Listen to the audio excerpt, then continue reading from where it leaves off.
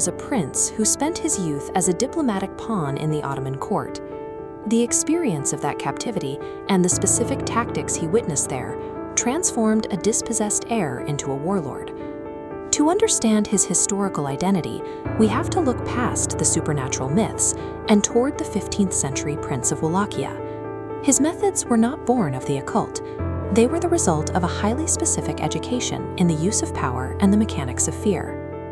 In the mid-1400s, Wallachia functioned as a buffer state, caught in a shifting geopolitical landscape. This map shows the principality's position, squeezed between the Catholic Kingdom of Hungary and the Islamic Ottoman Empire.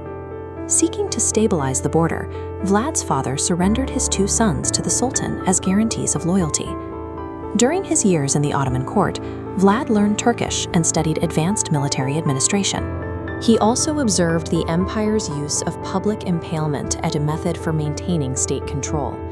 While Vlad was in captivity, his father was assassinated by rival Wallachian nobles, and his older brother was blinded and buried alive. Vlad returned to a principality with an empty treasury and a fractured political class. Lacking a professional standing army, he began to project authority through the tools of intimidation he had analyzed in the Ottoman court. When he took the throne in 1456, Vlad found his capital at Targoviste still controlled by the very noble families, or boyars, who had participated in his father's murder.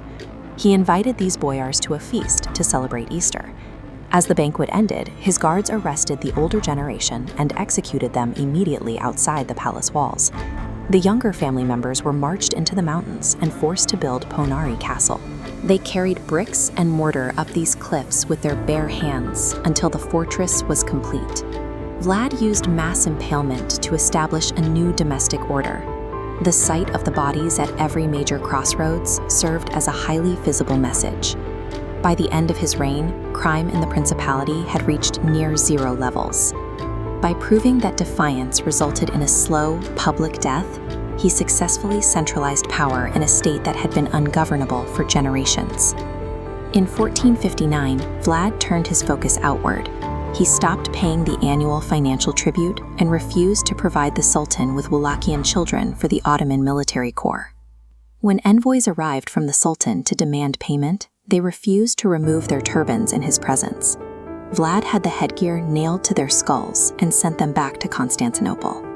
The Sultan retaliated in 1462, marching 90,000 soldiers toward the Wallachian border. Vlad's defense consisted of roughly 30,000 men. While the Ottoman force contained professional infantry and elite janissaries, the Wallachian defense relied on a mass levy of peasants.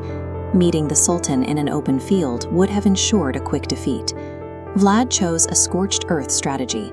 He burned his own grain stores and poisoned his own wells, forcing the massive Ottoman army to march through a wasteland without water or forage.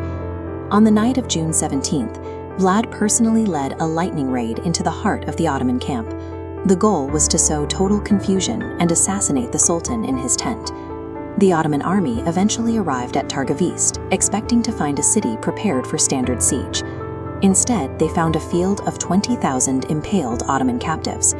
The display stretched for 2 miles along the road leading to the city. The sight and the smell of the display stopped the advance. Mehmet II, the man who had previously dismantled the Byzantine Empire, ordered his troops to turn back. Vlad halted the expansion of the world's most powerful military by targeting the morale of its leadership. Realizing force was ineffective, the Sultan changed his strategy. He deployed Vlad's younger brother, Radu, to offer the Wallachian people a peaceful alternative to Vlad's scorched earth defense. Exhausted by years of famine and the brutal costs of Vlad's internal purges, the Wallachian boyars defected to Radu's side. Vlad was forced into exile in Hungary, where he spent 12 years in imprisonment. He died in a minor battle shortly after reclaiming his throne in 1476. His methods successfully defended the border, but the long-term internal cost of that defense eventually stripped him of his political support. After his death, Vlad's reputation was reshaped by his enemies. Saxon merchants published woodcuts and pamphlets across Europe that focused solely on his cruelty. This early print propaganda focused on his methods of execution while ignoring the specific geopolitical pressures that had shaped his decisions.